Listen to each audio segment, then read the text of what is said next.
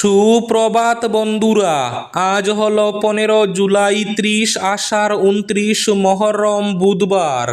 আজকের সকালের বিশেষ বিশেষ খবরগুলি হলো: আজ কোনো ভারত বন্ধ নেই।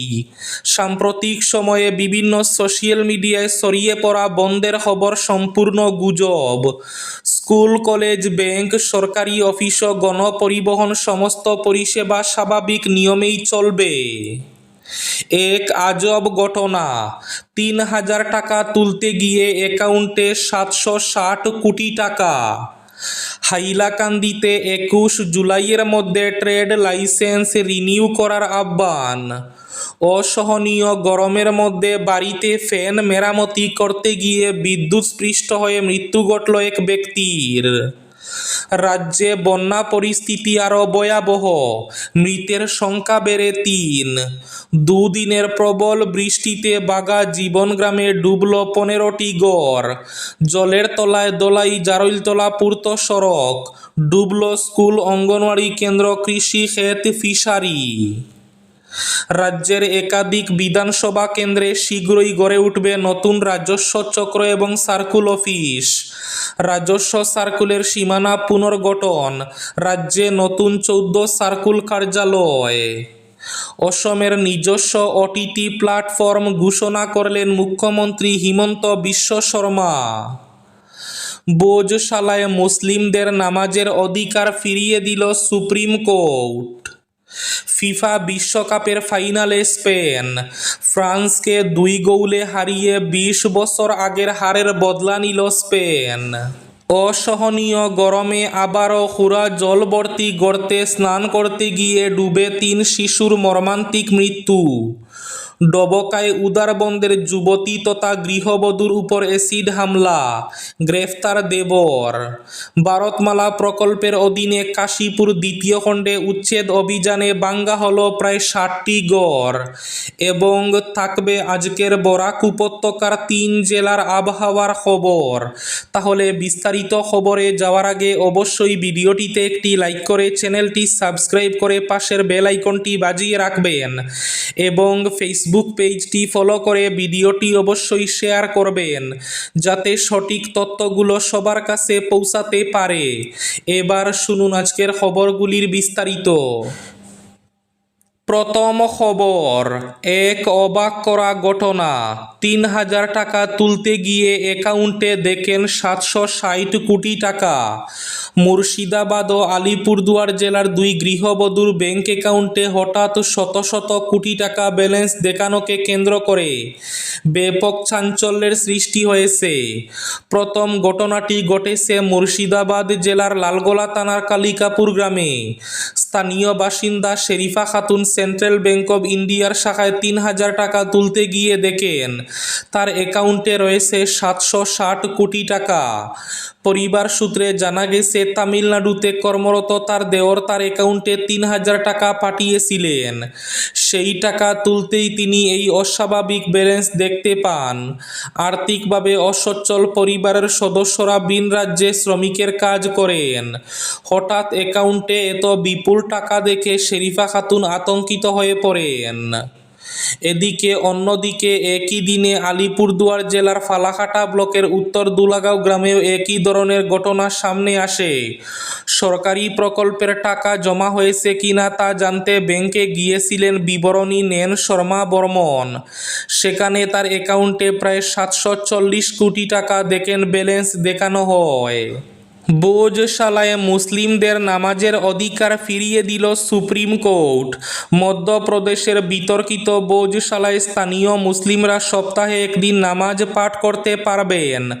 মঙ্গলবার এই সংক্রান্ত গুচ্ছ মামলায় সুপ্রিম কোর্ট মধ্যপ্রদেশ সরকার ও দার জেলা প্রশাসনকে নির্দেশ দিয়েছে, প্রতি শুক্রবার দুপুর ১টা থেকে ৩টা পর্যন্ত মুসলিমরা যেন বিনা বাধায় ভোজশালায় প্রবেশ করে নামাজ পাঠ করতে পারেন তা নিশ্চিত করতে হবে। এর আগে Madhya Pradesh high court archaeological survey of ইন্ডিয়ার রিপোর্টের ভিত্তিতে ভোজশালাকে সরস্বতী মন্দির বলে ঘোষণা করেছিল। দার জেলার ভোজশালা নামে পরিচিত স্থাপনাটি নিয়ে দীর্ঘদিন ধরে দ্বন্দ্ব চলছে। অসহ্যকর গরমের মধ্যে আবার হুরা জলভর্তি গর্তে ডুবে ৩ শিশুর মর্মান্তিক মৃত্যু। হুজাই জেলার ডবকার মদারতলী গ্রামে মঙ্গলবার এক মর্মান্তিক দুর্ঘটনায় গভীর জলভর্তি গর্তে ডুবে ২ কন্যা শিশু এবং এক পুত্র শিশুর মৃত্যু হয়েছে। এই ঘটনায় গোটা এলাকায় শোকের ছায়া নেমে এসেছে। মৃত ৩ শিশুর নাম সন্ধ্যা, গোবিন্দ এবং প্রীতি। স্থানীয় সূত্রে জানা যায়, এক্সকেভেটর মেশিন দিয়ে মাটি কাটার ফলে তৈরি হওয়া গভীর গর্তে জল জমেছিল। ওই গর্তে স্নান করতে নেমেছিলেন ৩ শিশু।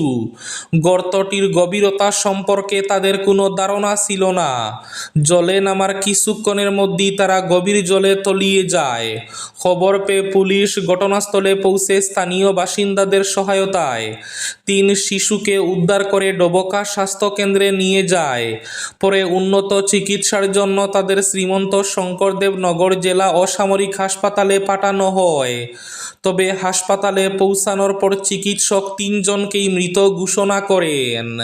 রাজ্যের একাধিক বিধানসভা কেন্দ্রে শীঘ্রই গড়ে উঠবে নতুন রাজস্ব চক্র এবং সার্কুল অফিস।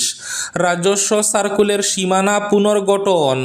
রাজ্যে নতুন 14 সার্কুল কার্যালয়। বিধানসভা কেন্দ্রের সীমানা পুনর্নির্ধারণের পর পঞ্চায়েতের সীমানাও পুনর্গঠন করা হয়েছে। এবার রাজস্ব সার্কুল পুনর্গঠনের উদ্যোগ নিলেন মুখ্যমন্ত্রী। আগামী ১ সপ্তাহের মধ্যে রাজ্যের সব সার্কুলের সীমা একই বিধানসভা কেন্দ্রের আওতায় আনা হবে। রাজ্যে নতুন করে 14টি রাজস্ব সার্কুল কার্যালয় স্থাপনের কথাও ঘোষণা করেছেন মুখ্যমন্ত্রী। সেই তালিকায় রয়েছে বরাকের বরহলা এবং দলাইয়ে নতুন সার্কুল কার্যালয়ও। অসমের নিজস্ব ওটিটি প্ল্যাটফর্ম ঘোষণা করলেন মুখ্যমন্ত্রী হিমন্ত বিশ্ব শর্মা। অসমের চলচ্চিত্র, লোকসঙ্গীত, তথ্যচিত্র, সাহিত্য এবং অন্যান্য আঞ্চলিক কন্টেন্টকে উৎসাহিত করতে রাজ্য সরকার একটি নিজস্ব over the top OTT platform চালু করতে চলেছে। এই উদ্যোগটি অসম বাজেট 2026-এ ঘোষিত রাজ্যের ভবিষ্যৎ পরিকল্পনারই অংশ বলে জানিয়েছেন মুখ্যমন্ত্রী। সোমবার সামাজিক যোগাযোগ মাধ্যম এক্সে এই ঘোষণা করে মুখ্যমন্ত্রী লিখেছেন, প্রিয় ওটিটি প্ল্যাটফর্মগুলো একটু জায়গা করে দিন, অসমও এবার এই তালিকায় যোগ দিচ্ছে। রাজ্যে বন্যা পরিস্থিতি আরও অবনতি। আরও ভয়াবহ পরিস্থিতি। মৃতের সংখ্যা বেড়ে ৩। রাজ্যের বন্যা পরিস্থিতি মঙ্গলবার আরও অবনতি হয়েছে। গত 24 ঘন্টায় আরও 1 জনের মৃত্যু হয়ে মৃতের সংখ্যা বেড়ে দাঁড়িয়েছে 3-এ। একই সঙ্গে বন্যায় ক্ষতিগ্রস্ত মানুষের সংখ্যা বেড়ে দাঁড়িয়েছে 37,000-এরও বেশি। অসম স্টেট ডিজাস্টার ম্যানেজমেন্ট অথরিটি এর দৈনিক বুলেটিনে একথা জানানো হয়েছে। সর্বশেষ মৃত্যু শোনিতপুর জেলার নাদুয়ার রাজস্ব চক্র থেকে রিপোর্ট করা হয়েছে। এদিকে দুদিনের প্রবল বৃষ্টিতে বাগা জীবন গ্রামে ডুবল 15টি ঘর। জলের তলায় দোলাই জারৈলতলা পূর্ত সড়ক। ডুবল স্কুল, অঙ্গনওয়াড়ি কেন্দ্র, কৃষি ক্ষেত, ফিশারি। বিষ্ণুপুর পুনিয়াওর পাহাড়ে গত দুদিনের প্রবল বৃষ্টিপাতে ভয়াবহ পরিস্থিতির সৃষ্টি হয়েছে দোলাই বিধানসভা সমষ্টির জীবনগ্রাম জিপির জীবনগ্রাম ও বাবনখাল গ্রাম দুষ্টিতে।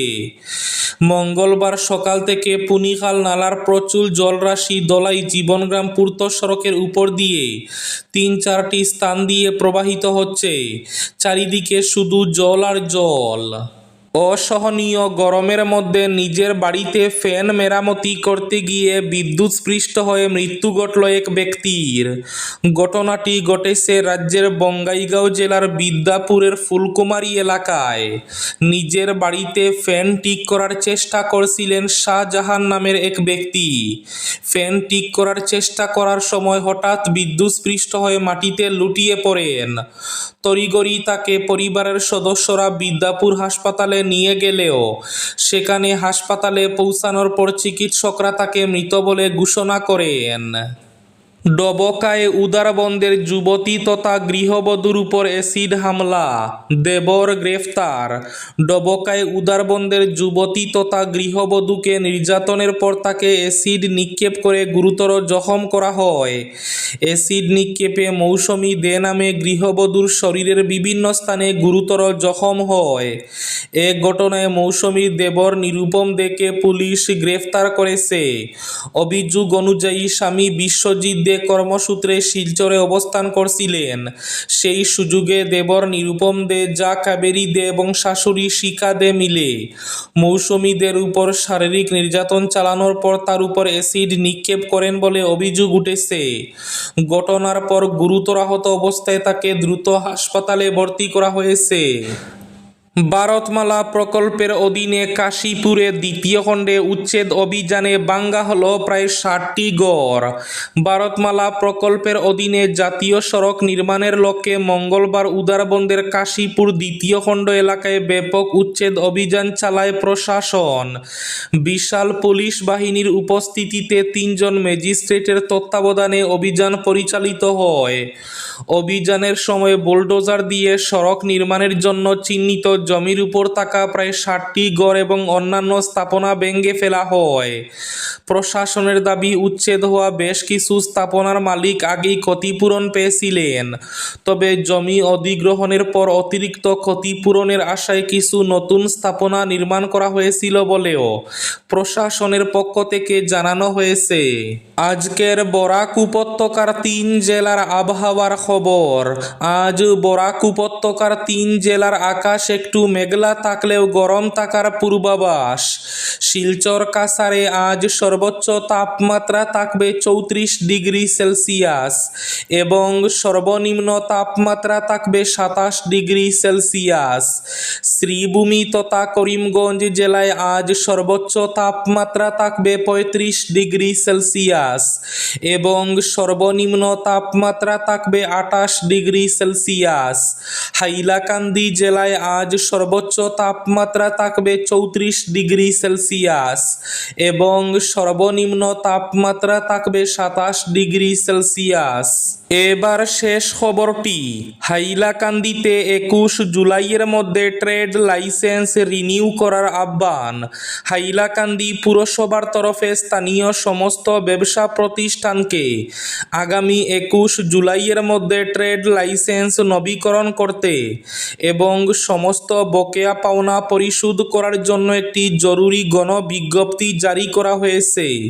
হাইলাকান্দি পুরসভার চেয়ারম্যান মানব চক্রবর্তীর স্বাক্ষর করা বিজ্ঞপ্তি অনুযায়ী সমস্ত বর্তমান ব্যবসা মালিকদের 21 জুলাইয়ের নির্দিষ্ট সময়সীমার মধ্যে লাইসেন্স নবীকরণ প্রক্রিয়া সম্পন্ন করতে হবে এবং সমস্ত বকেয়া মিটিয়ে দিতে হবে। যে সকল ব্যবসায়ী বর্তমানে কোনো ট্রেড লাইসেন্স ছাড়াই ব্যবসা পরিচালনা করছেন তাদেরকেও জরুরি ভিত্তিতে আবেদন করার আহ্বান জানিয়েছে হাইলাকান্দি মিউনিসিপাল বোর্ড। এই ছিল আজকের সকালের বিশেষ খবরগুলি। ভিডিওটি অবশ্যই লাইক করে শেয়ার করে দেবেন।